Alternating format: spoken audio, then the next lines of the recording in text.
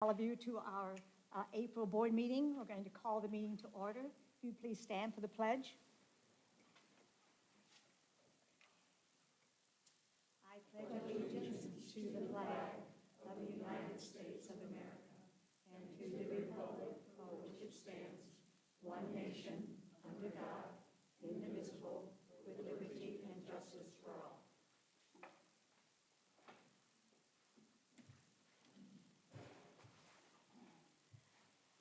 Thank you. We're ready for item 3.03, our superintendent's comments.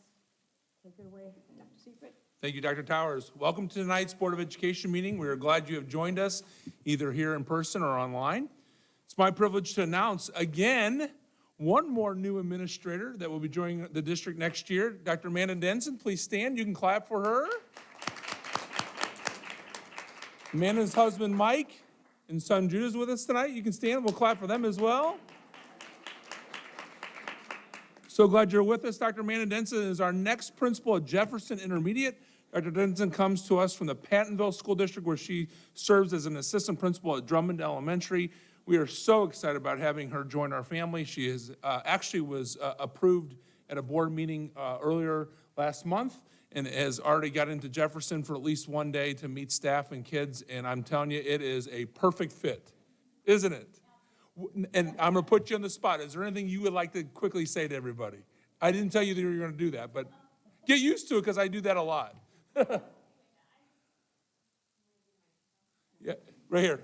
And just press the talk button. You see, yep, and it should go red. Yep, there you go. I just want to say, one, thank you for having me here tonight to meet everybody. And I'm just so blessed to be part of this team and be joining this team. As Dr. Seifert said, I was able to meet with the teachers on April 1st, and there is just such a passion and excitement for teaching and learning in that building and in this district. I was telling my husband, everyone I meet is so pleasant and welcoming and happy, and every time I'm here, I'm laughing and I'm happy. So this is the kind of place I want to be. So Thank you for letting me join your wonderful, happy team. Well, welcome. So that's a great thing to announce, and that's a happy note, but a little bit of a sad note. I'm going to transition, and I said also on another important note that I wrote here, after a long, successful career with the City of St. Charles School District, Dr. Danielle Tormala is leaving the City of St. Charles School District, and that is a very sad thing for us. And almost a disappointing for me, but we are very, very, very excited for her to announce that she has accepted the position of superintendent of the Wentzville School District. Let's give her a hand. Wonderful opportunity for Dr. Tormala. We wish her all the best. Thrilled for her, but obviously greatly saddened for, well, me and for all of us. But thank you for all that you have done. Before I got here, after I got here, 16 years, I know we'll move on, but it's going to be certainly different. Would you like to say anything real quick? Well, he certainly didn't tell me he was going to say anything. Otherwise, I would have been more thoughtful in my comments, but... You would have told me no. I would have told you no. Absolutely, I would have told you no. But 16 years is a long time. I've grown up here. This has become my home. And so St. Charles will always be in my heart. And so it's bittersweet, but I'm just down the road. So that's it. Congratulations. Excuse me. So this is Excuse exciting. me. We do not have a COVID report tonight. Excuse me. I must interrupt and say that is the shortest presentation you have ever given.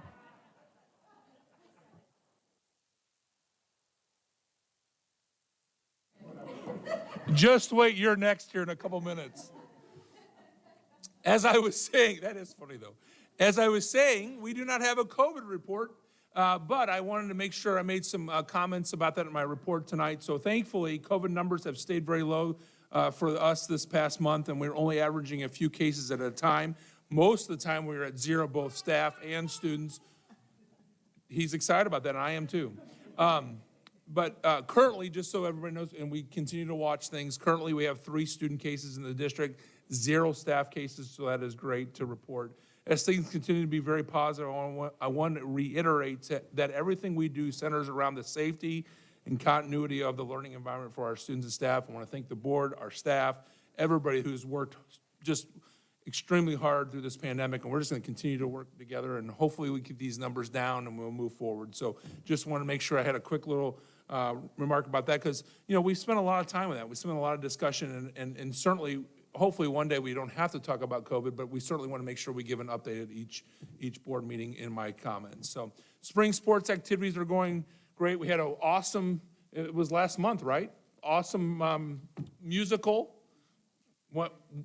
It went really well. I think West is, Yes, and I think West is still coming up next week. So that is awesome. Spring sports are doing great. Just talked to Mrs. Merced just a couple minutes ago. The Pirates got a good win tonight in conference baseball. West is off to a good start in baseball. Soccer, tennis. Remember tennis? We love tennis. Golf. I mean, we just got great things happening this spring, and it's awesome to see. There's a lot of things back to normal for our kids, and it's great to see. Just another quick shout out. Hopefully we'll get a podcast. I know you guys are waiting for that, but it needs to be coming soon. Ronnie, that's your fault for not having one. I'm just kidding. We'll blame it Chris, because Chris isn't here. Thank you, Alex, for being here, by the way, tonight. And then how about our board? So let's talk, first of all, congratulations to Dr. Donna Towers, and in just a second, we'll swear in our next new board member, Daniel Hewitt. So let's give them a hand. Congratulations. Welcome, Daniel. And we look forward to Dr. Towers continuing her service on the board, and we welcome Mr. Hewitt to the team, so congratulations. And we also want to thank Mr. Brian O'Mara and Mr. Steve Skodak for also running for the Board of Education. We appreciate their willingness to serve our district as well. And this means we are saying goodbye to one of our longtime board members, Dr. Marita Malone. Marita, I just want to tell you again, as we said it in closed session, thank you for your faithful service. We will miss you. Our district is a better place because of your willingness to serve and lead, and we wish you all the best. Can we give Dr. Marita Malone a hand? We can stand up for that.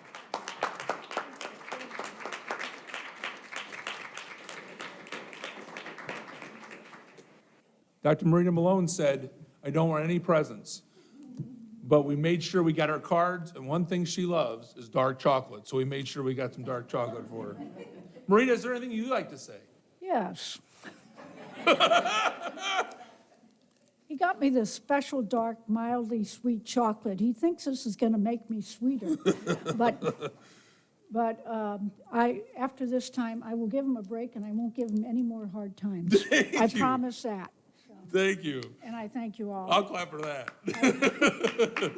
I would like to thank all those people in the St. Charles School District who are working hard. And I thank those parents who are trying to do the right thing. So it's been an honor to be a part of the St. Charles School District. Thank you, Marita. We have worked hard to prepare this meeting for you. We have a presentation on bond projects. Obviously, our school board elections and reorganization will take place tonight. We have a federal programs review, financial planning and investment of surplus funds, quick presentation, and also a district financial report. And again, and I can't believe I'm saying this, but as summer break gets closer, I'm not doing a countdown, but I think there is a countdown. 28, 9, 7, something like that, I think. That's just crazy to me, days left. But I want to encourage everyone, just keep going strong. There's a lot going on, a lot of great things going on, but also there's behaviors, there's challenges, there's things that we're facing every day because it's real life, but we're doing it together. And the City of St. Charles School District is a great place for staff and students, and I'm proud to be a part of it. That's all I got. Thank you. Were there any board communications? No, not this month. Okay, item 3.05, audience comments. We had no comments? We have no audience comments, cards? Wow, this is unprecedented. Item 3.06, do I have a motion to amend or adopt the agenda? I move we adopt the agenda. Is there a second?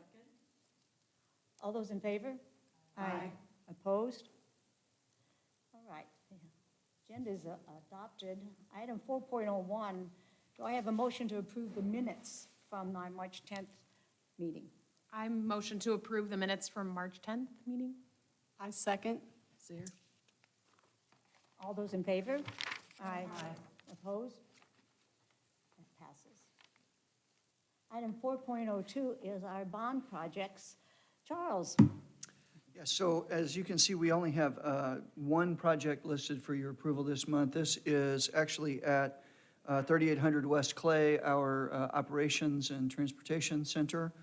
And it's a bid from Collins and Herman for security fencing and other security upgrades along the perimeter.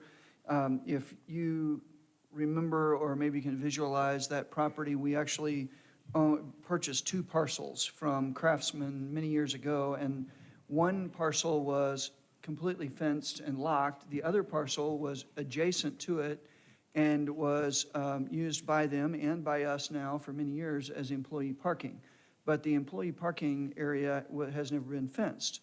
And so we want to do it for two reasons. The main reason is security. We had a roving band of car clouders come through St. Charles County, and one of the spots that they picked was our employee lot and got 16 cars in one day, really quickly.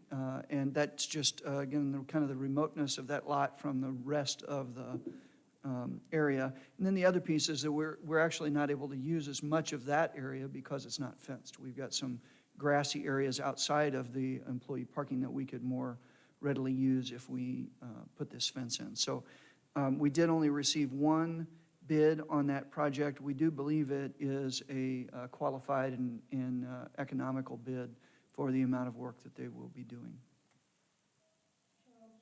Yes, ma'am. I do have one question, probably my last one. I won't hold you to that. Yeah, thank you. What is the rule about having only one bid? So if you put it out to public bid and you only have one bid, then you can still accept it as long as you believe it's a responsive bid and that the pricing's responsible. This company also is part of a cooperative bidding, cooperative purchasing group.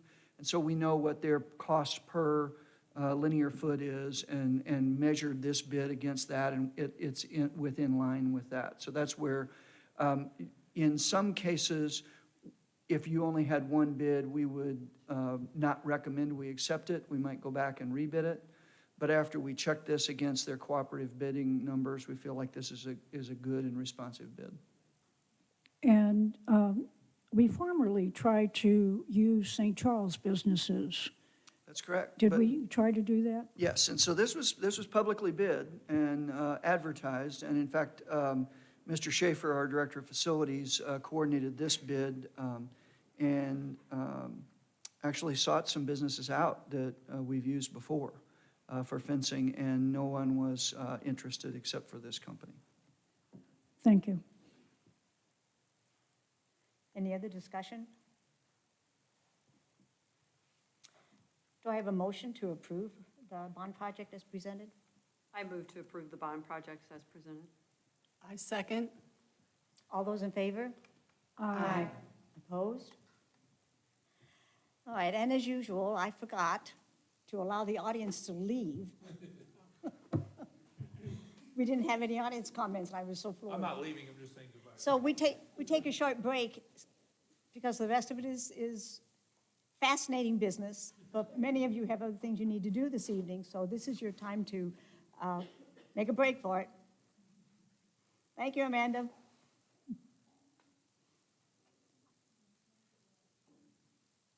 Okay, you diehards. We're glad you're staying. Okay, we're moving on to, as soon as our illustrious leader. Item 5.01, the certification of our April 5th election. Do I have a motion to certify the April 5th unofficial results as presented? I move that we approve the unofficial election results as presented. Is there a I second. All those in favor? Aye. Opposed? Okay, that passes. Item 5.02 is the dissolution of the board I'm going to read that explanation for the audience. It's kind of small. Missouri law requires the Board of Education to elect new officers each year in April. Board officers elected during the reorganization portion of tonight's meeting will serve until April 2023. To accomplish this, the board will adjourn sine die after allowing the current seated board to complete all scheduled old business. This will ensure that new board members are not asked to vote on issues for which they have not been fully prepared. By adjourning sine die, or without day, the board, as it currently exists, will be adjourned for the last time. During this time adjournment, newly elected board members will be administered the oath of office by the current board secretary and thereby excusing retiring board members. A new president of the Board of Education, as well as other board officers, will then be elected. While adjourned sine die, the secretary of the board or his appointee will chair the first portion of the meeting. The chair will then take nominations for the office of president. All nominations will then be voted on in the order received. Should any nominee receive votes from a majority of the board, the election process will cease and that person will be seated as president. The person elected president will then continue the organizational meeting and the remaining officers will be elected. After all officers have been elected, the new board will reconvene the regular meeting and begin scheduled new business. Although this process may require a little additional time to implement, this procedure will provide for an orderly transition between the existing and newly elected Board of Education. Okay, so our next item at 6.01, before we swear in new officers, I personally want to thank Dr. Malone for her many years. We've served almost as long together. And this past year as vice president, she has taken on so much additional responsibilities and was such an important help. And I appreciate all that you've done for the board. So we thank you.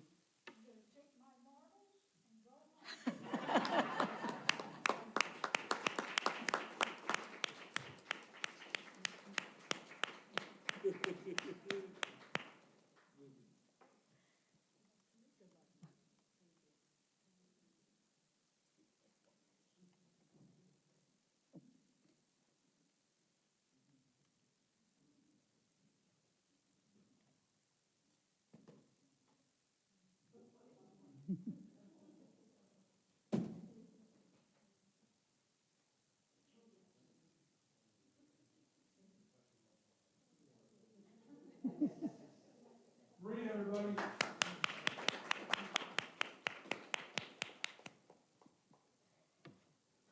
All right, item 6.11 is the oath of office, and Kelly will administer the oath. Should we dissolve? I did not. I read it all, and we did not dissolve. I have a motion to dissolve the 21-22 school board. I move to dissolve the 21-22 school board in order to reorganize. Second. Okay. All those in favor? Aye. Opposed? All right, we are dissolved. Should have gotten Marie to vote. Oh, we do. All right. Now, item 6.01. Technically, I don't have a boss right now. It feels good. Yeah, we're all dissolved. Well, That was a little. yeah.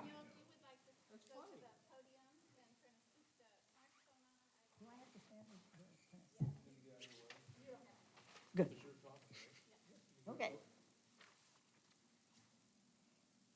Okay, I will say a few words and then you two can repeat after me.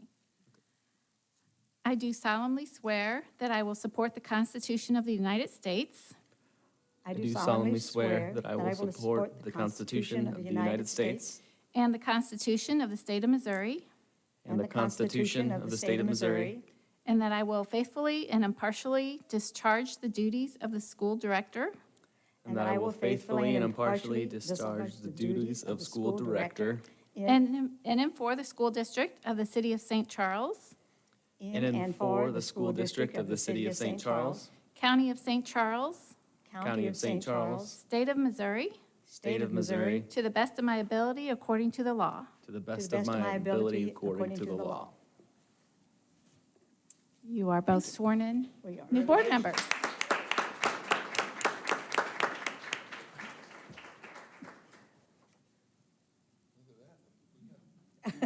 We have, We got a table tent for you. the official. Okay, welcome. Do we want to introduce his family too? Yes, I didn't realize you brought your family with you. Oh, please stand up. This is a whole family yeah, affair. And then,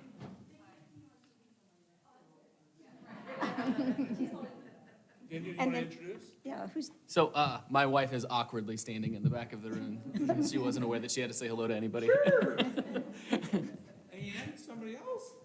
My mother-in-law as well. You better introduce her. boy. Oh, she's trying to hide. You can see that she's very clearly trying to hide by not even standing up at all. There's So, no hiding from this board.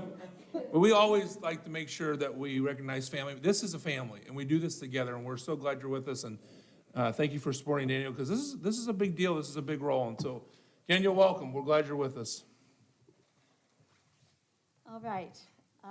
Item 6.02, and Kelly's going to chair this section. Okay, the first election this evening will be for the office of President of the Board. Nominations are now open for President. I'd like to nominate Donna Towers.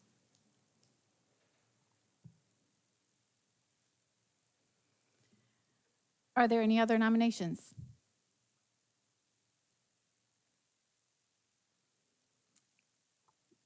Donna Towers is nominated, and there's no other nominations. Nominations are closed. We will now proceed with the election. The candidate for president is Donna Towers. We will take a roll call vote. Gibson? Towers? Sigma? Aye. Hewitt? aye. Knight? Aye. Thorne? Aye. And Zare. Aye.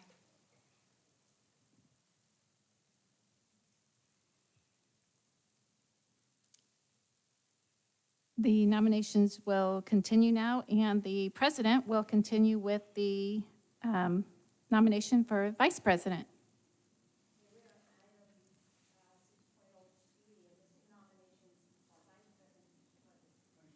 I turned off my little red light. So item 6.03, we're ready for nominations for vice president for the 22-23 school year. Do I have nominations? I nominate Ellen Zare for vice president. Ellen has been nominated. Do I have any other nominations? I'll nominate Heidi Sigma for vice president. Heidi Sigma has been nominated. Are there any other nominations? Hearing no other nominations, nominations cease. We'll start with the first nominee. This is a roll call vote, and so Kelly, if you'll call the roll for Ellen Zare for vice president. Gibson? Towers? No. Sigma? No. Hewitt? No. Knight? Aye. Thorne? No. Zare. No.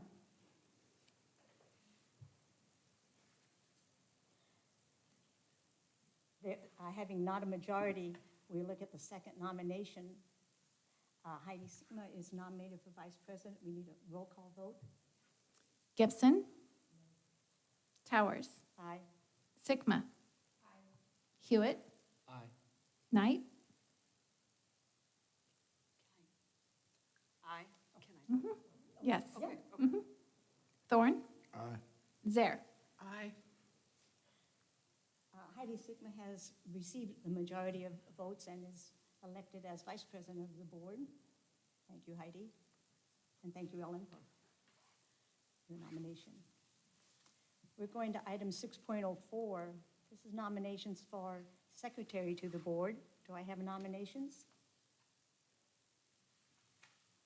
I'll nominate Ellen. Are there any other nominations? nominations cease. We'll need a roll call vote. Zare, Aye. Thorne, Aye. Knight, Aye. Hewitt, Aye. Sigma, Aye. Towers, Aye. Gibson. Okay, Ellen has received a majority of votes and is our secretary for the board. Congratulations, Ellen. Item 6.05, our nomination for board treasurer. Do I have nominations? I nominate Mike Thorne. Do I have other? Your name tag's already made. I'm not laughing at the nomination. Well, I know, I am. Because I was gonna nominate her. I knew you were. I knew it, I felt it coming. We have one nomination. Do I have other nominations? Hearing no other nominations, the nominations cease. We need a roll call vote. Knight, Aye. Thorne, Aye. Zare, Aye. Gibson, Towers, Aye. Sigma, Aye. Hewitt. Aye. And Mike, you have received the majority of the votes, so congratulations. You are treasurer of the board. Thank you all for being willing to serve as officers on the school board for 22-23 school year. We're ready for item 7.01, the consent agenda. For efficiency, the school board utilizes a consent agenda. Items placed on the consent agenda are routine in nature or are among the many decisions that the board has already determined are in the domain of the administration. Do I have a motion to approve the consent agenda? I move to approve the consent agenda as presented. Do I have a second? I second. All those in favor? Aye. Opposed? Okay. Item 9.01 is our federal program review. And I think, is this Danielle's issue? Yep. Okay, well, we're turning this over to you. All right. Hey, Alex, there's a presentation. If you can open that up for me. There should be a link to a Canva presentation.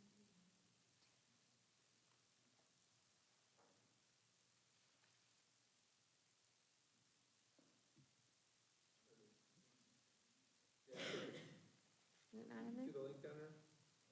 Oh, that's the PDF. I didn't see it either, Oh, Yeah, well, that's a bummer, because I have this really beautiful Canva presentation, but we will send it to you in email, and I'll just walk it through with you real quick. So, Alex, go ahead and open that other one up for us, and we'll just kind of go through it. So, with our federal programs, I'm going to start by acknowledging a couple of people in the audience. So, Nidra Woolfolk is here with us. She is our federal programs coordinator. So she handles all of our federal grants and all of other types of state grants or just private grants that we receive. And so she handles all of that, makes sure that we're compliant with state and federal regulations. And she is a wealth of knowledge. She's new to her role this year, and she has just done an amazing job. So she's going to be here to be my sidekick in helping to answer some questions too.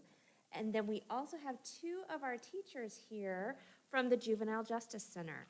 So we have Elmi Kruger and Meg Bartig, and so they'll be here as well to help answer questions when we get to the component of federal funding around the Juvenile Justice Center. So with our federal programs, there are several federal programs that flow revenue into the district. The first and best known is Title I. So Title I really is all set up to improve the academic achievement for the district, and especially for students that are economically disadvantaged. So in our district, we prioritize those funds for a proactive measure where we use those funds at the early childhood level and also at the elementary level to help shore up learning gaps for students early on so that they can have strong and equal footing to be able to move on later. At the elementary level, we currently have 5 schools that qualify for Title I funding. So all of our elementary schools, with the exception of Harris Elementary, currently qualify for funding and qualify under the school-wide funding method, which means when the funding flows through us to them, we can literally use it on anything that can justifiably be used to help increase core academics in English language arts and mathematics.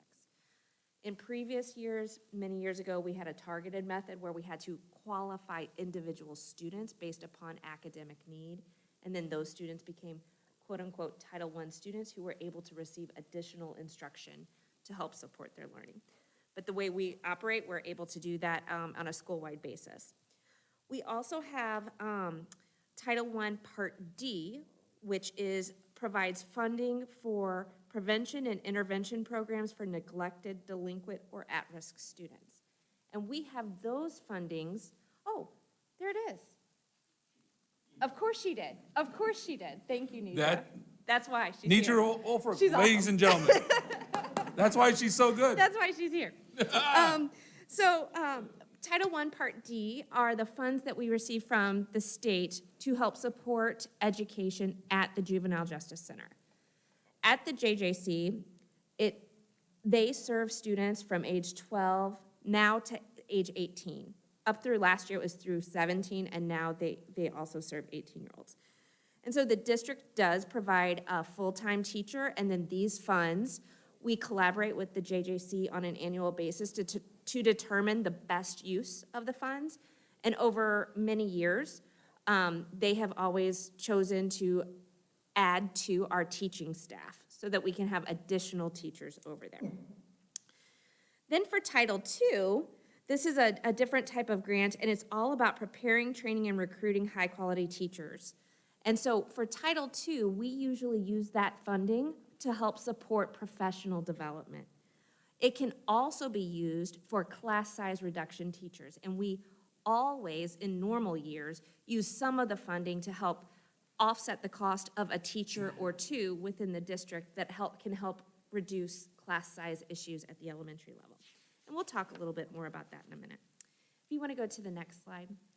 Title III is all about language instruction for English language learners and immigrants. And so with that funding, we can use that to help support ELL students and their language acquisition in a variety of ways. We currently use this funding to help offset the salary and benefits for our district parent liaison. If you recall, right before the pandemic, we adjusted one of our positions that we were funding through Title III and shifted that role so that that individual can really meet the unique individual needs of our parents and families who are learning English as a second language. That individual is bilingual in Spanish, can also speak Portuguese, and works with our variety of translation services to really connect with our ELL families, make sure that we're breaking down those language barriers, and help connect them with community resources as well as resources within the schools. Title IV is a 21st Century School grant that helps support student support and academic enrichment. We choose to take that fund that we receive there and we roll it into our Title I programming. So within these funds, we can roll any of them back into Title I, and so this was a new grant funding that came our way, and with the academic and social emotional needs that the pandemic presented us with, we took all of this funding and rolled it back into Title I so we could directly support our students. And then there is the Title IV flexibility and accountability, but it's for rural education. And so that is available to rural education schools. We do not qualify for that grant. And so if we'd like to go on to the next slide, we're going to talk a little bit about the program goals. So for Title I-A, that's the Title I program. We use those funds to help provide Title I services at the 5 elementary schools that I mentioned previously. During this program report period, we used all of those funds. Instead of just providing Title I teachers and interventionists, we used all of that funding to hire or use those individuals as classroom teachers and/or virtual teachers. Because during the pandemic, we wanted class sizes to be as small as we could, and we also wanted to make sure that we could have virtual-only elementary teachers. And so the way we were able to achieve that was to use our Title I funding at the elementary level, as well as our Title II funding that we typically use for professional development and class size reduction teachers. We took all of that to provide those individuals directly back into the classrooms during the pandemic. We also used Title I funding to help provide the at-risk scholarships at the preschool. And then in a typical year, those funds are used to provide additional supplements and resources to help support learning. Last year during the pandemic, each of our title schools received a discretionary amount, which is around $15,000 to be able to do some of those things. But like I said, all of those funds went back to putting teachers into the classroom during the pandemic. For Title I-D, at the Juvenile Justice Center, we do a lot of things with those incarcerated youth. So when those students come to us, we're immediately reaching out to their sending schools, getting their transcripts, getting them into education with us as soon as possible. Some of those students may be with us as few as 3 days, and some of them may be with us for a lengthy period of time. So we want to make sure that for as long as they are with us, they are able to engage in academics to keep them on track as much as we can, and to help them earn as much credit as we can. For the students that are here for a lengthy period of time, we want to make sure that we're focusing our efforts to help them earn credit whenever we can. If you'd like to go to the next slide.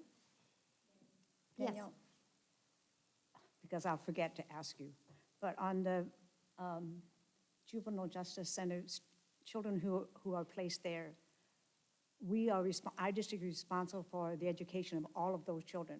Yes. And so those children come from St. Charles County, but they also come from surrounding counties. So there have, many of the juvenile justice centers in the state have closed or consolidated, and St. Charles County has agreements with other surrounding counties to take their students on here at the JJC. So when they come to the JJC, they temporarily become a City of St. Charles School District student. So does funding come from those districts, or? We do bill back for local effort. And then the funds that Danielle's talking about then, are not have no bearing on whether it's one of our students or somebody else's. Okay. Thank you. That was a good clarifying question, Donna. Thank you for asking. Okay, so with Title II, it's all about providing professional development for teachers, making sure that we're focusing on core academic areas. We also work with our non-public schools with Title I and with Title II funds. They do have non-public allocations that come to them, and Nidra does an amazing job of meeting with and consulting with each of those non-public schools to make sure that we can meet their academic goals. It is important to note that many of our non-public schools are religious-based schools, and so all of the programming that's provided through federal dollars is completely secular. We cannot provide any type of funding for professional development or resources that would have any connection to religious undertones or anything like that. So when we work with our non-public partners, the professional development here is all about mathematics and reading instruction and writing instruction and all of those good things that we would want to see in any classroom.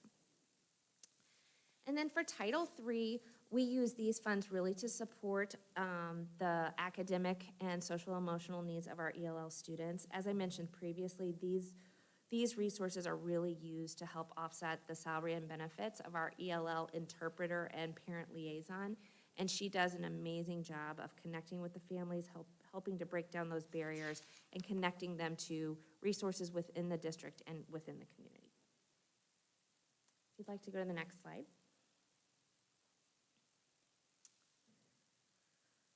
So as we talk about evaluation of the programs, we look at multiple different data points throughout the years. For Title I, because that is all around core academics at the elementary level, we do look at our MAP scores. We also look at district-wide and local building assessments for communication arts and mathematics. And then we also look at overall, how are we spending those funds? And then we also look at the number of students that are able to participate in early childhood education through the Title I scholarships. With Title II, we're always looking at the types and quality of professional development that we offer to teachers, how many teachers we're able to provide through class size reduction, and if we're using those funds for professional development, we're keeping track of what types of professional development, as well as the evaluations from our staff. With Title I-D, we're really looking at the academic progress of the students there. Our teachers also conduct an academic follow-up within 30 days of those students after they leave the Juvenile Justice Center to see where they go, if they re-enroll in school, if they're going to work training programs, other facilities, or other therapeutic programs. And then for Title III, then again, we're also looking at academic achievement. We're looking at their English language acquisition on those types of assessments, and then the engagement of the families in the ELL events as well.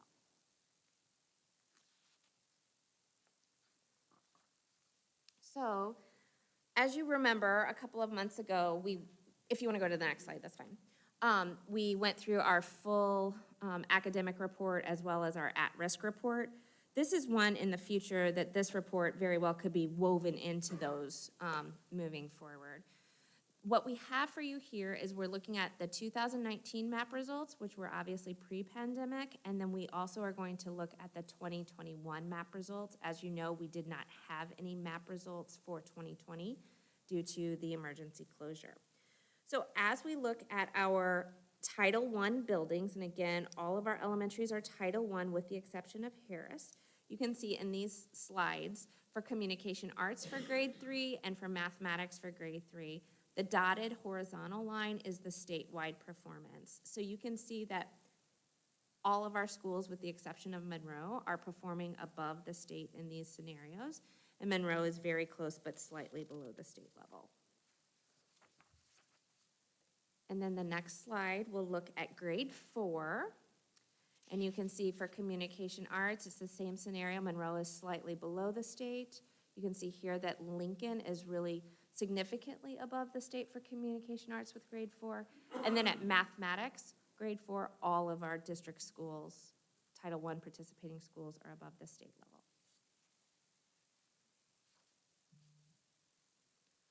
Then if we look at this year, or last year, I'm sorry, 2021, so with the pandemic, you can see that while we are still participating above the state in all the areas, Lincoln for grade 3 really did hold their own. And then the other schools, they did see a decline, as almost all schools saw across the state. However, we were still able to maintain our hold above state performance. And then you can see with mathematics, we had a greater level of proficiency in that area. And then the next slide will show. Can I just make a comment? I know I've made this comment before, but the other elementary schools are learning from Lincoln, correct? They are Okay. collaborating, yes. Okay. And so Lincoln is one of those beautiful little gems, right? They do amazing things there. Yeah. And it is one of those situations too where there are very small amounts of students. And so in this scenario, I think if I'm, that one's just around 75% of the 4th grade students were proficient or advanced in communication arts, which is incredible. Like they're pushing the top of the state. Yeah, and I just want to make sure our yes. schools are collaborating. And they Because I know are. they're smaller, but, have bigger a lot of great- institutions figure out how to handle Yeah. small institution ways. They So- do some amazing things there. And so monthly, our elementary principals have collaborative meetings, and they are collaborating on a wide variety of topics, academics being one of them. To that point, I think the the communication and the collaboration is more systematic than ever, like with our, not even with our principals, but also our instructional coaches, and then staff members too in different grade levels working together. So, yeah, there's a lot of conversation, communication, and consistency with what we're doing strategy-wise across the board, so. And then I believe that might be the last slide for map results for Title I. Go to the next slide. And so any questions on Title I before we transition to the Juvenile Justice Center? Well, can you email all of us the? Yes, and we will definitely do that. I forgot the 2019 numbers when you presented the 2021 numbers. So if there's any way you could combine those on the same slides? Yeah, we did it purposely this way because you'll probably remember that the state told all of us that we should not compare 2021 data with 2019 data because of the pandemic. So just simply based off of that conversation from the state, that's the only reason why we kept it separate. But we will absolutely, we'll get this to Kelly and we'll get this out to everybody. I'm gonna go way back. in Go way earlier back. Pieces. Did we use any Title II professional funding on professional development, or was it all used for? So this smaller past classes? year, we used it all on people, except for non-public allocations. So like Barmeo, Emmanuel Lutheran, the other schools that participate, they had their allocations for Title II, and they did use it for professional development. But within our district, we used all of our funds on our people. Yep. And then, okay, so juvenile justice. So last year, we had, let's see, 45 students that were enrolled and then moved on to another location, were released from the Juvenile Justice Center. Of those 45, 24 went back and enrolled into their local district within 30 days. The others went on to different types of things. They may have gone to another facility.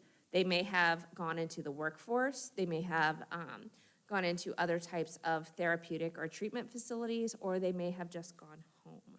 So there's a variety of ways that they exit out at the Juvenile Justice Center, and then some of them do go back and enroll in their home schools after that 30 days. We just don't have a mechanism to follow up with them after that.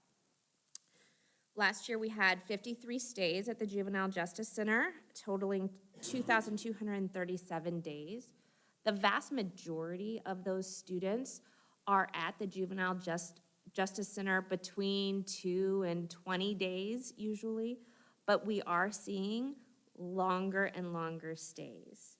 So over the last couple of years, the stays are getting longer, and we also are now going from 12 to 17 to 12 to 18. So we're seeing a little bit of a difference in the students that are coming through the Juvenile Justice Center. And you can see here on this slide as well, the majority of the students still are around that 15 and 16-year age mark. Any questions for the JJC before we move on to English language learners? And our teachers are here, so if you have questions. Yeah, I have a question. Yeah. What type of instruction are they receiving? Is it virtual?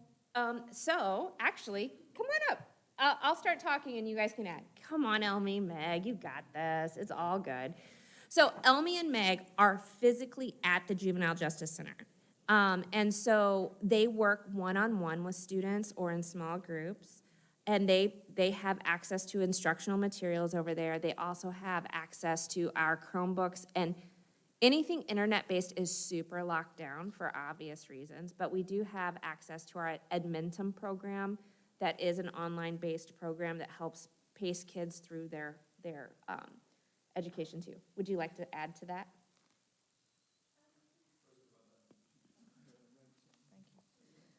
So yeah, since we can use the Edmentum programs, we can students can work faster. They can do credit recovery. We just had a young man who was with us for 6 weeks, and he was able to finish 4 classes. So yeah, we are doing school with him, We are going back to, or we try to where they left off at their school, we try to work from there.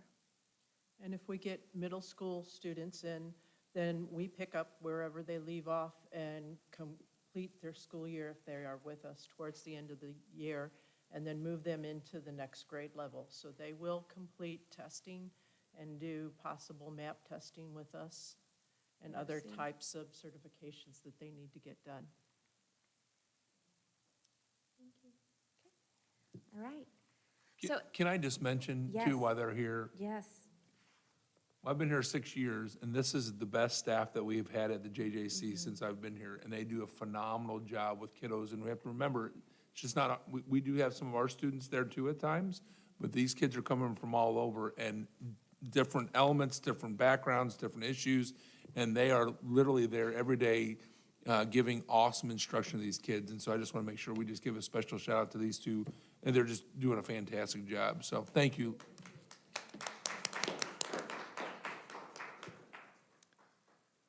So moving on to English language learners. So when we look at 2019 results for mathematics, blue is the district, the tannish gold is the state. You can see across the board for English language arts and mathematics, the district is outperforming the state. For science as well, for ELL, and you can see that for science with Hispanic, we're neck and neck with the state. I'm gonna go to 2021. So what we see here, when you look at 2021, our gain on the state grew across all levels with our ELL students. And so we're really proud of that gain. I know our teachers worked tirelessly during the pandemic last year to connect with students in the classroom and virtually with those that were at home to really continue to provide support to them. And so it starts to show in these results. And then the WIDA Access is an annual assessment that we give to all of our English language learner students, and it gauges their level of English acquisition. And so when students get to certain levels, they go from receiving services to qualifying for monitoring status, where the services stop, but we check in on them, we watch their grades, we make sure that they don't regress, those types of things. And so when you look at the percentage of students obtaining proficiency in 1920 versus 2021, you can see that there was also a significant increase there as well. Next slide. So when we start talking about evidence of positive impact, there are several things that we'd like to highlight. And I know I've mentioned this a couple times, but it's going to be worth saying again. During the pandemic, we use these funds differently to respond to the unique needs of our kids during the pandemic. So that's all the Title I and Title II funding that we had access to went directly back into providing more teachers in the classroom so that we could bring down those class sizes to a small of a number as we could, and to also provide virtual-only teachers at the elementary level. We also provided 83% of our half-day preschool students were funded through Title I at-risk scholarships. And so that is very important to our district because those students then are able to work on their academic needs, so when they go off to kindergarten, they are on equal footing with the other students coming in, and they're ready for learning at the elementary level. And as you heard from Elmi, our students at the JJC, they are starting to earn high school credit while they're there, and that has been a number that's been creeping up each year. I would say about 5 years ago, our students were coming in and moving out very, very quickly, and they were not earning credit, and now they are. And so that's a testament to our teachers and what they're able to do with the students while they're there, their focused instruction, and providing that experience for them so that when they do leave us, they are at a better academic place than when they came to us. And then looking at, again, Title II, again, we provided these funds for the teachers in the classroom. Alex, you can go to the next slide.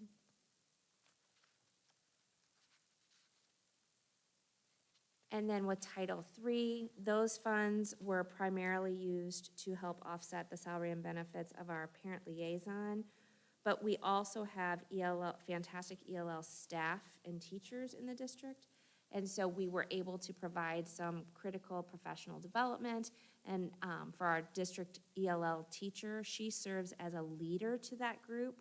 And so she helps coordinate with them all of the assessments, different types of strategies to use that are effective with families and with students. And she really helps lead that group so that they're meeting the needs of all of our students throughout the district. And then opportunities for growth.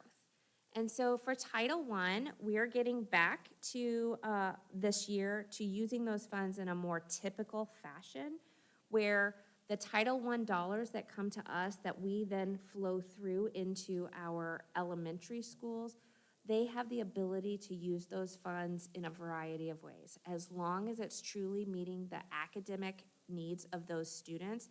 And it's a supplement, not a supplant, so it's in addition to what our district is providing to everyone. We give them a lot of flexibility. Many of them use the funds to hire a Title I teacher, interventionists, so that they're working with students one-on-one or in small groups. Many of them also use the funding for additional supplemental programs to help with remediation above and beyond what the district provides. One of the opportunities for growth that we're working on this year is the pandemic gave us a lot of challenges, and it also gave us a lot of great things. The pandemic gave us free breakfast and lunch for all students, but that comes with a challenge. Our Title I funding is based upon our free and reduced lunch counts for our district. And so over the last 2 years, our families did not have to apply for free and reduced lunch status, even though we would ask. It was not necessary, it was not required. And so we are projecting out for next year of what kind of impact that potentially could have with us. So it's more so of which students will, or which schools will qualify for free and reduced lunch, or will qualify for Title I status. There are some provisions where schools can be grandfathered in and things like that, but we are, even pre-pandemic, we were watching a couple of our Title I schools because their numbers were getting a little close. So that's an area that we're continuing to keep our eye on moving forward. We will continue to use our Title II funds to provide some professional development and our class size reduction teachers, and we'll continue to use our Title III funding as well to meet the needs of our ELL families. We're also considering potentially collaborating with St. Charles Community College for ELL or for English language classes for parents and things like that. So those are all things that are potentials for the future.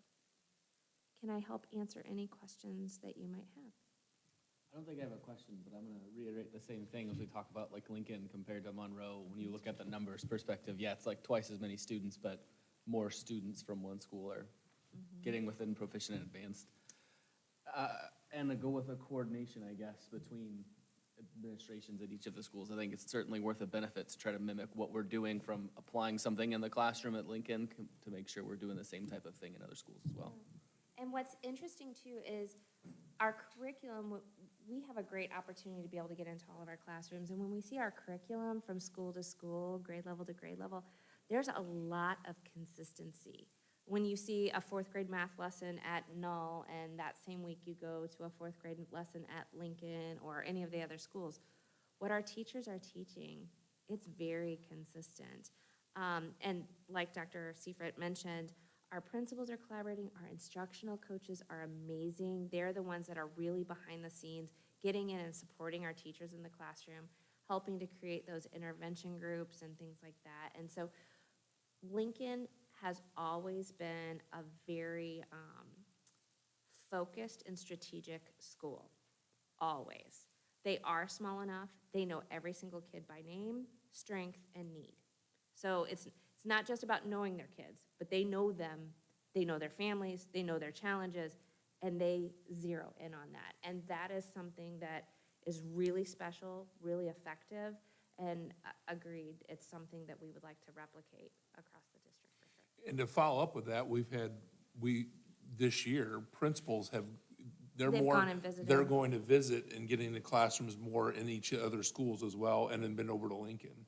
And to piggyback that conversation, obviously it starts with core instruction, but when we talk about the intervention process, go back to our big rocks of response and intervention, or RTI, that process is getting more and more consistent in all of our schools and how we're helping kids. And so it's very systematic, very consistent throughout the district. And again, principals are they're just more open than ever of what are you doing, how are we doing things? And really, again, they've, early on this year, they're like, we need to get over there, and 2 or 3 or 4 of them went over there to check things out specifically, so.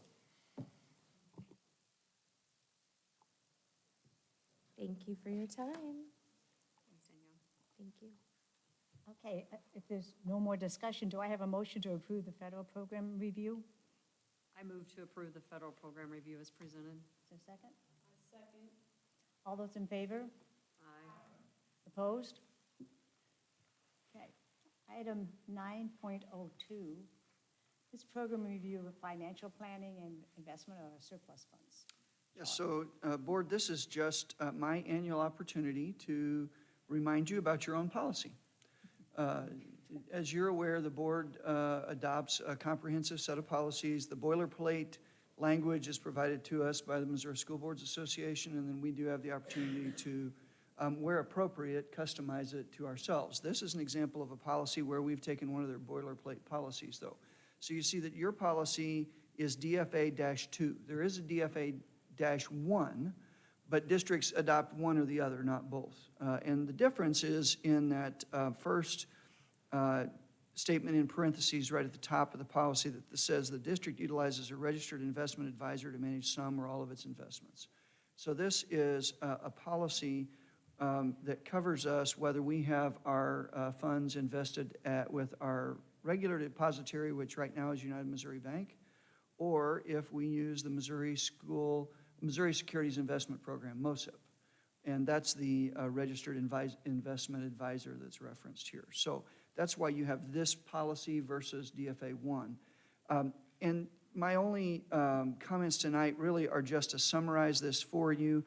This policy names by title my position and our Director of Accounting, which now is called Director of Business. My position title is actually also changing, so we might want to clean that up in the policy at some point in the future.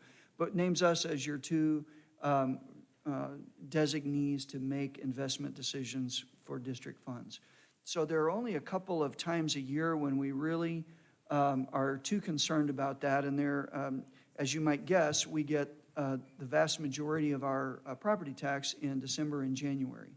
So from January through about mid-year, mid-calendar year, we have what I would say would be excess funds that might be able to be invested. But that's not very long to consider investments. So we always look and see short-term, is there any advantage? And at least up until now, I can tell you there has not been. We have not removed operating funds from our depository and deposited them, say, in CDs or something else, just because at a 3 or 6 month term, we couldn't gain enough interest to make it worth the transfers.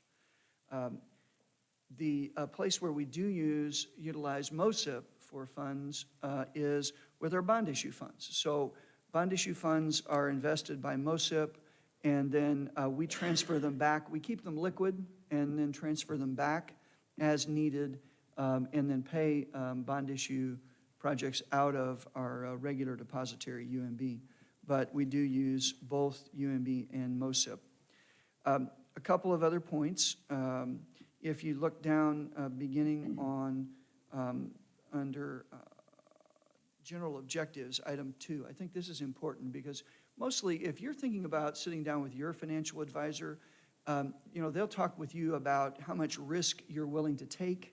Sometimes risk is a personal decision. Sometimes it's based on how close you are to retirement. Lots of things go into that decision. For us, ours is all stipulated by state law, and so it says that our general objectives are first, safety of the funds, meaning that we don't lose anything. Second, that we have them available to us, liquid. And then the third is yield. And so that does generally mean that public sector entities like school districts, like this one, we don't tend to see huge gains in interest from our investments, just because we have to think first about safety and liquidity. So again, all of our funds are either in our primary depository, United Missouri Bank, or they're in the MOSIP, Missouri Securities Investment Program. And all of them also, according to your policy and state law, have to be collateralized. So some of you, I won't point any fingers, but maybe some of you have a personal checking or savings account that exceeds the FDIC limit of $250,000. There are none of those in my household, but you might have some. If they do, you know, FDIC only covers you up to $250,000. Above that, you could lose principal and interest if the bank fails. The state requires us to require our banks to collateralize all our funds so that if an institution fails, that our funds are safe. So again, that goes to that second, or that very first goal of being safe. And then finally, I just point out there is a whole list of safeguards as well as suitable and authorized investments. You might go down through that list. There's one of the things that we can invest in is commercial paper. Now, in my years here, we've never done that.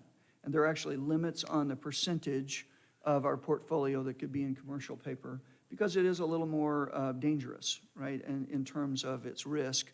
And we've never done that. We typically keep ours in our operating accounts, certificates of deposit that we ladder out, or in other securities of the United States government or other things that are really, really safe. And again, all of it gets collateralized. So again, this is just my requirement to tell you what our policy is on investments for the district. You get the listing of where our money is sitting every month in the financial report. But is there anything that I can give you, answer questions about for you?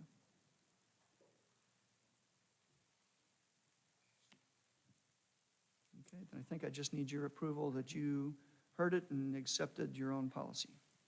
Good information. We heard it, and I think we'll move to accept. Do I have a motion to approve this report?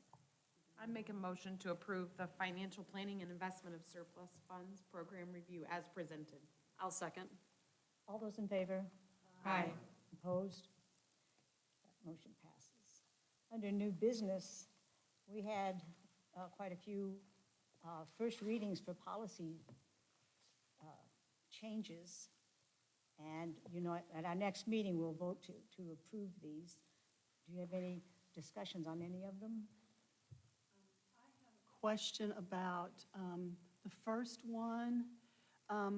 What kinds of changes to the buildings about the lactation? EBBC. Oh, EBBC. Yeah.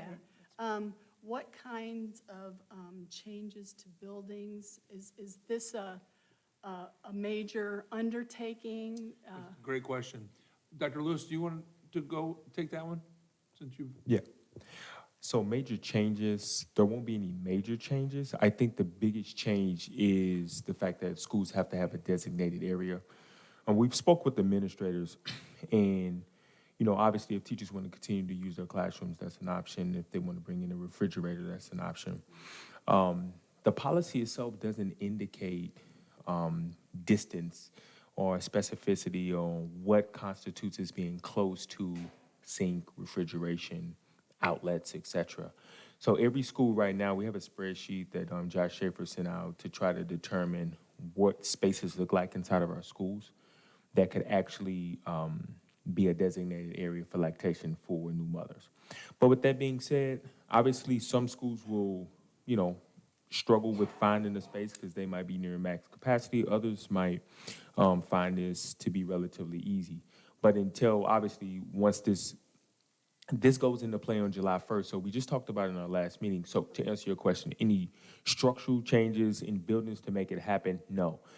At the same time, though, if we don't have any mothers that would need this room, the room can be used for a variety of purposes, right? So if you have an empty classroom, that might be the space.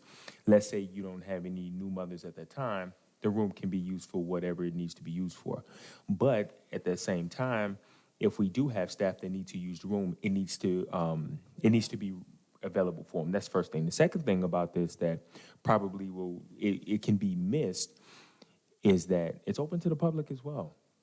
And so when you really read the policy, if let's say you have a parent that comes into our school and they do need to pump, that room is available to them as well. So obviously that's new typically for all of our schools. And does it apply to like this building and? Yes, and we have a room. Transportation department? Every building, okay. Every staff member. Our building will have a designated spot. We know where that is. And that's for all employees as well as students. So, I mean, big takeaways here. Every building needs a designated spot, and if a staff member says, I don't want it to be my classroom, we have to designate the spot. That's one. Two is that it's open to the public. Yeah. Okay? Yeah, because like St. Charles High has windows. And so if it depends on where the designated spot is. So 2 is open to the public, and then obviously 3, finding a space could be somewhat challenging, but I feel confident we'll get there. And the timing as well. Yeah, The and timing's does a big part of that as that well. need to be approved by any, like, a committee or? Yeah, right now, and I don't mean to jump in, but first of Please. all, we feel like before the policy was, well, obviously the law was written, we feel like a lot of this is communication, right? With administrators and our moms and our staff to make sure they feel comfortable. And we think we've done a pretty good job in each building, and all our buildings are a little bit different on how they're set up, right? So that, to us, it's communication. We feel like we've done a really good job of that before the law, but now that it is in law, and that's very specific, we still feel like it comes down to communication. And so Dr. Lewis did a great job, like he said, all our principals have this policy. They're going back and talking to their staff. We've had a great conversation with Brendan in the back of the room with our SCA meeting on Tuesday, and talking just in general about what that looks like moving forward as well with our teaching staff. And then the timing and then also the location of the room, again, that's a lot of communication with. So there's not a committee, but it's the administration and the staff. And then again, Josh Schaefer's done a great job, our director of facilities, to come up with a Google form, and he is kind of checking things out too and seeing what we can do. We're not necessarily looking to build more rooms or annexes to the buildings, but we want to make sure that if there's something we need to do to make sure that we have that designated spot, we've got it, so. Well, it's more likely lot of that it might awareness. involve things like making sure there's an outlet to plug in a refrigerator or an outlet to plug in whatever else, might be needed in that space. And so that's why Josh is kind of coordinating that piece. But you also mentioned that if there was no need, you mentioned like if it was a Yeah. classroom, we could use it. But if it's going to be open to the public, we almost have to keep that room available all the time. Well, I mean, that's what makes this slightly So challenging it might be, because not that it's a wasted space, but if there's it's not getting used, but you have to keep it. it does have to be available. It does have to be available in case a staff member needs it, which the staff probably would be on the schedule, right? Yes. But if either a Public. student and or someone in the public that enters our space and need to take care of those needs, it needs to be available for I them. think that the wording on the public is the unpredictable part. So that's why I'm saying Absolutely. it almost has to be available all the time. Yeah, that's correct. All right. Is July 1st just what we're shooting for to know all of the designated areas? Or is there? No, July 1st is when it goes into effect. Okay. We need to get the designated areas now. Okay. We're working I on was that. trying to ask, yeah. Yeah. You answered July my 1st question that is I was now. actually trying to ask, yeah. Yep. And literally, our last admin meeting in person was Wednesday, and Dr. Lewis went through that whole policy, and we already have the Google Sheet available, and we're already working on all of that. We've had a heads up before on this, so we've been working on this. So. My concern is that men are going to be making the decisions. Well- So, What? Well, Let me speak more clearly. yeah. What? That's a good point. None of Yeah. us that spoke to that actually have ever lactated. Nor- Yeah, right. yeah. You're- Very good point, So Ellen. far, we got So- Josh, Rodney, yeah. Yeah, but you might We want trust to that they'll. ask a lactating woman what her. Well, and to the point when to that point, and it's a very great point. When I say communication, it's not us telling them. Right. It's us listening. And it's very specific to what needs to happen. And so to us, the bottom line to all of this is to make sure that our teachers who need to use a room and that they feel comfortable and we can have conversations. And if they're not comfortable coming to Rodney or me or somebody else, or a male administrator, then we'll have a female administrator, and so there's not a specific committee, but to your point, we will make sure that's comfortable. And the whole thing is, people need to feel comfortable, and we need to be able to communicate and make sure we're meeting the needs.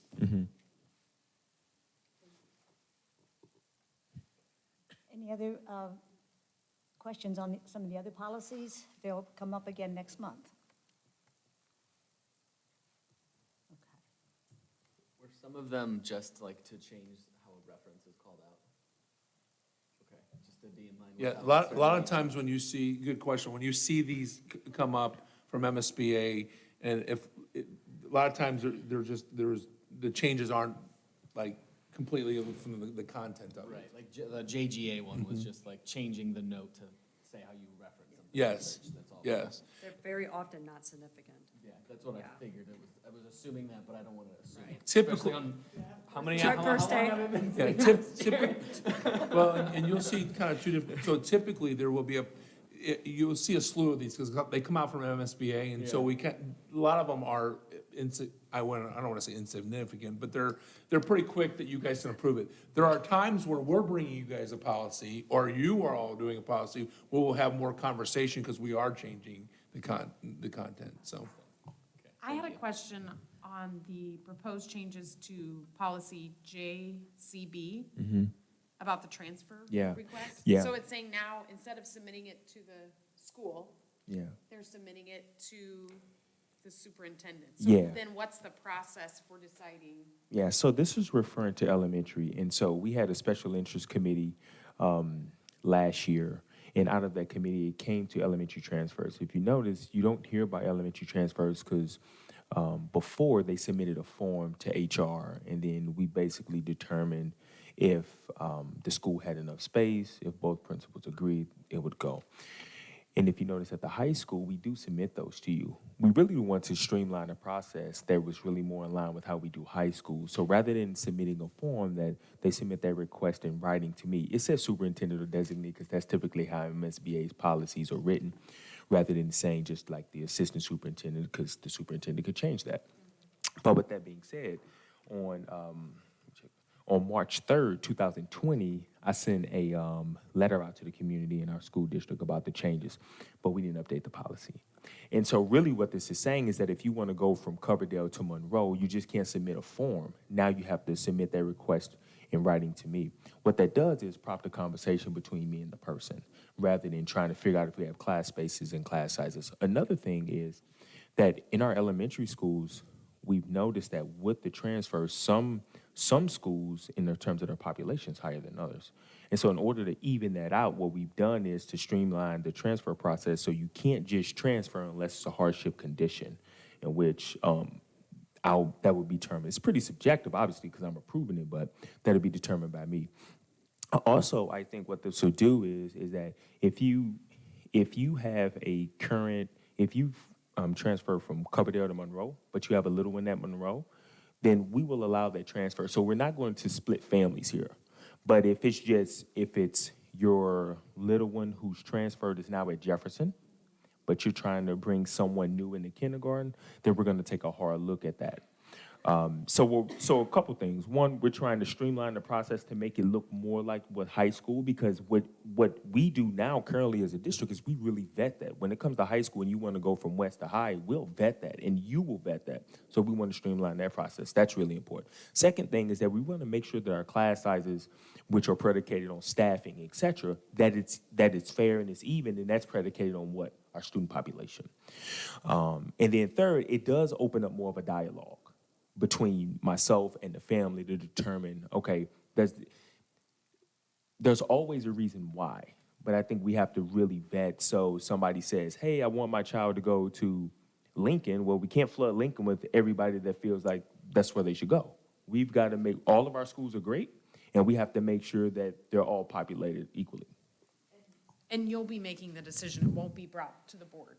No, it will not be brought to the board, but the system, the process is more streamlined, what we do with the high schools. And we are already doing this. This is just making That sure is that our correct. policy. Yeah, and I Is- know it used to be, I mean, my kids were in district transfers. Yes. So, I mean, I remember submitting to the school, it was a fairly, I don't want to say easy process. Yeah, it was. But it was approved much easier. But I mean, I understand the Yeah, reasoning we just don't behind it. have the rampant transfer requests like we did. They're pretty much going, unless it's a hardship, they're gonna transfer. Now, that doesn't change for our staff. is correct, though. that's Our right. staff can has still that work. opportunity Yes. still. Okay. Yeah. And it's really helped with class sizes and everything else, to be honest with you. Well, and I think with the construction at Coverdale, it's made a huge Mm-hmm. difference. I mean, just the pod system they had now being set up like a normal school building, you know, I mean, they have a brand-new building. Well, it's an absolutely beautiful facility. Changes, so- yeah. I mean, it's unbelievable. Thank you, Robin. You got it. Any other discussions on policies, policy changes? All right, then you'll see that again next month. Item 10.02, we'll need to, well, I don't know if I need to read all that, but each year the board selects a Missouri MSBA delegate. This person will officially be responsible for casting any votes during the MSBA convention on behalf of the Board of Education. And last year's delegate was Ellen. And I'm thinking, I'm looking at Ellen. But I have enjoyed going to the MSBA forum, and next, the upcoming one is going to be held in St. Charles. Oh. Well, good. Yeah, we should all go. And, but I would agree to serve as MSBA delegate, and I would welcome the opportunity. Can we move then to appoint Ellen as our MSBA delegate for 22-23 school year? All those I in move. favor? I move, Aye. oh, we don't have to move it. Oh, we didn't move it. I'm sorry. I We move did to the elect first. Ellen as the MSBA delegate for the 22-23 school year. I second. All those in favor? Aye. And opposed? I was just so thrilled, Ellen, that I just, I moved just. Well, brace yourself, brace yourself. Oh. You're going to be the alternate. So, It's traditional. Yeah. it is. Yeah, I was in last year. Yeah. Can we select someone to be the alternate delegate to MSBA? Yeah, okay. It's got to be Daniel or Heidi. Yeah. Do I have a motion? I move we select Daniel Hewitt as the alternate delegate to MSBA. Do I have a second? Lori. Okay, all those in favor? Aye. Opposed? Yeah, hearing none. Good. No turning back. Thank you, thank you. We have our delegate and an alternate delegate. We are ready for our district financial report. This is usually the time at which I am standing between you and your nightcap, I but know. unfortunately, you have a little more business to take care of after this, so I will speed through this, though, as well. On this first page on the month end, I just wanted to point out, we did finally get, you can see on county revenue, we're up to 969,000 on county revenue. We'd been holding at just a very minuscule amount for a long time, waiting on state assessed railroad and utility money to come in, so it did come in. And as you can see, we're already started downward. We, in January is high tide for our cash for the year. And then on the next slide, you can see that it incorporates the Fund 4 big balance in remaining bond issue funds, so that inflates our total ending fund balance to over 89 million at the current point. And then finally, on budget adjustments, we made no adjustments to the current budget in March. And you see the projected ending fund balance is still hovering around 19%. That's about as short as I can make it. Marita would be proud of me. So what questions can I answer for you? Anything? How much has the ending fund balance changed? I don't remember what it was last. It's been, we ended last year at about 24%, so it has, the projection has dropped, but we anticipated that it would a bit. Typically, and there's not a hard and fast magic bullet number, because it varies a little bit, but generally we aim for 20% at the end of the fiscal year, and I think we'll be there. Yeah, this is lower than we usually see it, and. Yes. 20%, and the reason it makes a difference is if we're at about 20% in operating funds on July 1, then we generally have enough cash to make it through the December 5 payroll without any kind of tax anticipation note. And then before the December 20 payroll, we start receiving local property tax in the form of mortgage escrow payments. So that's kind of the cash flow analysis that we always do. So it's that, and like I say, that 20% number, as our budgets grow, our revenues grow, then 20% grows just a little bit. So there's not an actual dollar amount that we're looking at, and that's why we kind of equate it to that 20% goal, which we put in our CSEP the last time around. Any other questions for Charles? Do I have a motion to approve the district financial report? I move we approve the district financial report as presented. I second. All those in favor? Aye. Opposed? So our financial report is approved. Item 12.01, do I have a motion to recess to closed session? I move we recess to close session. Have a roll call vote? Aye. Aye.